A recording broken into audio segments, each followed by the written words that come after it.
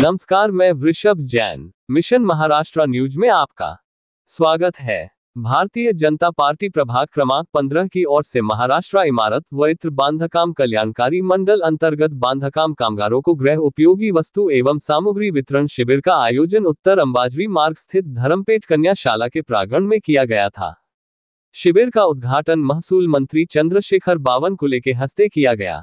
प्रमुख अतिथि के रूप में कामगार मंत्री आकाश फूंडकर, पूर्व नगर सेवक संजय बंगाले, पूर्व नगर सेवक सुनील हिरणवार, भारतीय जनता पार्टी व्यापारी आघाड़ी के कैलाश छाबरिया, शिल्पा मोडघरे, संवेदना खरे, प्रीति यादव, योगिता छरारिया आदि मान्यवर उपस्थित थे।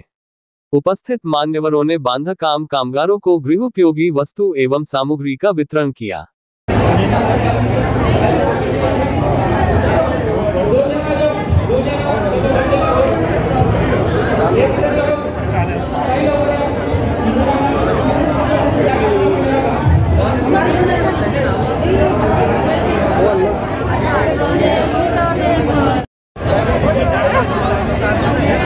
तुमसे नाव घेतलेत का सर? हेलो, तुम्हारे नाम आए थे क्या अभी? हाँ, ओ मैडम, आप सभी से अनुरोध है कि स्टेज के पास कृपया करके गर्दी ना करें। सभी से अनुरोध है वो बैठ जाए। सभी का नाम लिया जाएगा, जिनका नाम लिया जाएगा वो स्टेज पर आएंगे, पर कृपया फिलहाल अभी बैठ जाए। स्टेज के पास गर्दी ना करे। बिना नाम लिए लाइन बनाने का कोई मतलब नहीं रहेगा।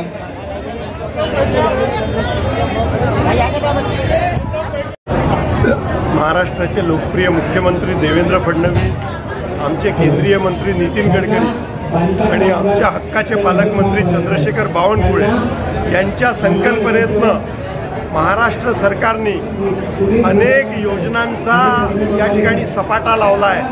ही सर्वात महत्त्वपूर्ण योजना आहे। समाजातल्या अंतिम टप्प्याचा माणूस, ज्याला शासनाची आवश्यकता आहे, अशा सर्व परिवाराला एकत्र करून त्यांना रजिस्टर लेबर अंतर्गत एकत्र आणलं आणि आणून त्यांना रजिस्टर लेबर अंतर्गत एक पेटी दिली। पेटी दिल्यानंतर 5,000 रुपयाची आर्थिक मदत त्यांना सगळ्यांना झाली। आणि आता हे जे शिबिर सुरू आहे, या शिबिरात या आपण पाहिलेल्या लाईन जे आहेत या सगळ्या गरीब लोकांच्या आहेत। हे सगळे परिवार जे आहेत या परिवारांना फडणवीस सरकार ही 30 वस्तूंची स्टीलची किट देते आहे। या किटमध्ये कूलर आहे, या किटमध्ये त्यांना प्रेशर कुकरपासनं चमच्यापर्यंत अनेक वस्तू या ठिकाणी देण्यात येतात आहे। या सगळ्या वस्तू त्यांच्या परिवारात जेव्हा जातील तेव्हा त्यांना सरकारने दिलेल्या या भेटीचं कृत्य वाटेल। त्यामुळे हे जे अभियान आहे, लाडकी बहीण योजना असो, त्याच्यानंतर गृह वाटप असो, शिक्षणामध्ये शिष्यवृत्तीची योजना असो, या असंख्य योजना या गरिबांना उपकृत करणाऱ्या आहेत।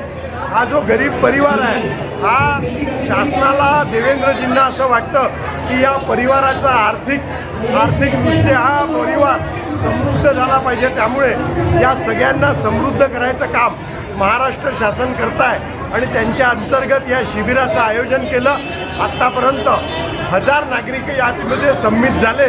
550 लोकांनी किट दिल्या। उरलेल्या 450 लोकांच्या किट आम्ही या ठिकाणी वाटप करतोय। मी धन्यवाद देतो महाराष्ट्राचे मुख्यमंत्री देवेंद्र फडणवीसांना की आपण खऱ्या अर्थाने सरकार लोकांच्या दारात नेलं। अशाच प्रकारे आपण लोकांची सेवा करा आणि आशीर्वाद घ्या।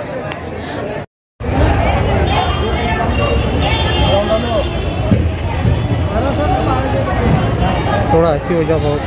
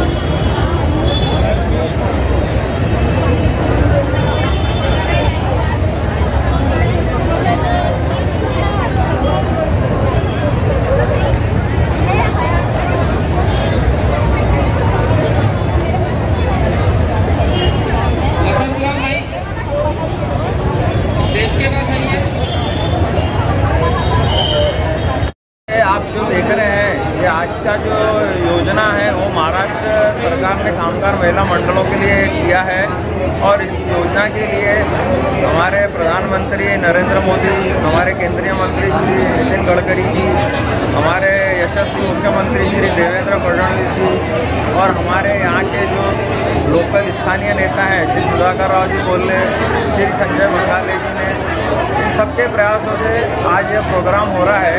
इसमें जो ज़रूरतमंद महिला हैं या कामगार महिला हैं उनको उनके किचन के लिए, उनके किचन के बर्तनों की एक किट दी जा रही है जिससे वो अपना घर का कार्य व्यवस्थित चला सकें और बर्तनों में उनके घर के आंगन में किसी भी प्रकार की कमी नहीं रहे। इस प्रकार का एक अनूठा आयोजन किया गया है और इससे आज महिलाओं को काफ़ी इससे जो है उसका फायदा मिल रहा है। इससे क्या संदेश देना चाहते, जो गृहोपयोगी वस्तु वितरण करके क्या संदेश देना चाहते हैं? देखिए, मैं कैलाश छाबरिया भाजपा व्यापारी आघाड़ी का पदाधिकारी हूँ। इसके द्वारा हम लोग ये संदेश देना चाह रहे हैं कि इस प्रकार के कार्यक्रम से जो महिलाएं रहती है, जो कमज़ोर महिलाएं हैं, वो उनका जीवन स्तर ऊपर उठता है, एक उनको मजबूती प्रदान होती है। आज का जो दौर है वो नारियों का दौर है, नारी का सशक्तिकरण का दौर है। महिलाओं को मजबूत करने के लिए ये कदम उठाया गया। देवेंद्र भाऊ आमचे मुख्यमंत्री यांच्या संकल्पनेतून आणि आमच्या नगरसेवकांच्या अथक प्रयत्नांतून, जसे आमचे नगरसेवक माननीय संजय भाऊ बंगाले आणि माननीय सुनील भाऊ हिरणवार, आमच्या उज्ज्वलाबाई शर्मा यांच्या अथक प्रयत्नांतून आज भारतीय जनता पार्टी प्रभाग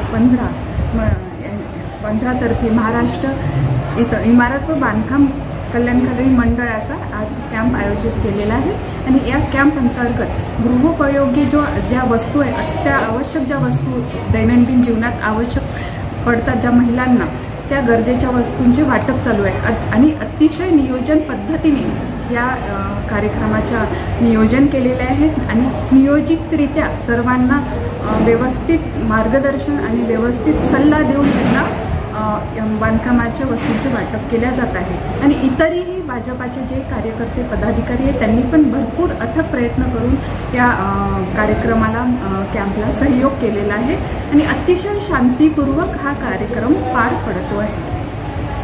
शहरात सुरक्षित महिला नाही यावर आपण असं म्हणू शकत नाही, पण महिलांकडे जे पण सुरक्षिततेचा दृष्टिकोन आहे त्या बाबतीत जे पण काही कार्य म्हणजे करू शकते सरकार, त्या पद्धतीने त्यांनी वाटचाल केलेली आहे। त्या सुरक्षिततेच्या अनेक योजना काढल्या, पण एक मी सांगते, आपण माणसांची मनोवृत्ती आपण बदलू शकत नाही। हाच एक तो दोष आहे, तोच याला कारणीभूत आहे। त्यासाठी तर आमची सरकार प्रयत्न करतेच आहे की आपली महिला सुरक्षित राहिली पाहिजे, त्या दिशेने वाटचाल पण करत आहे, पण माणसाची मनोवृत्ती आपण बदलू शकत नाही, याचीच एक खंत आहे। त्यावर कठोर कारवाई करण्यासाठी भारतीय जनता पार्टी काय पाऊल उचलत आहे? त्या दृष्टीने जे पण आहे त्या दृष्टीने ते कार्यरत आहेच आणि ज्या काही योजना आहे, योजनेअंतर्गत संरक्षण देण्याचं आहे किंवा काही पण रात्रीची गस्त आहे पोलिसांची, त्यात पण भर आहे आणि त्यासाठी शिक्षा पण तशी त्यांनी हे केलेली आहेत आणि हे जे पण कोणी दोषी आहेत त्यासाठी ते हे पण निषेध पण करतात आहे। अजून या व्यतिरिक्त अजून काय करायला हवं? काही विरोधी पार्टी असतात, पक्ष असतात, त्यांचे पण हे काही जाणून बुजून केलेले प्रयत्न असतात, मुद्दाम त्यांच्या याच्यात काहीतरी करायचं आणि तो भाग आपल्याला असा म्हणजे हायलाईट करायचा, हे पण एक त्यामागची एक मनोवृत्ती असते। पण मला तरी वाटते की आम्ही ज्या देवेंद्र भाऊच्या इथे राहतो आहेत एरियामध्ये, इथे एवढा काही असा खूप गुन्हेगारीचा काही प्रकार एवढा जाणवतो नाही, पण थोडाफार तर तेवढा असतोच, कुठे ना कुठे चालतच असतो। मी आता पण म्हटलेलं आहे, मागे म्हटलेलं आहे की मनोवृत्ती ही माणसांची आपण बदलू शकत नाही। आता मी तर नाव घेऊ शकत नाही, पण जे पण काही दोषी व्यक्ती असेल त्याला आमची सरकार त्याला सजा देतीलच आणि जे पण काही वाटचाल करावी लागेल, त्यांना जे पण शिक्षा द्यावी लागेल ते पण ते देतीलच।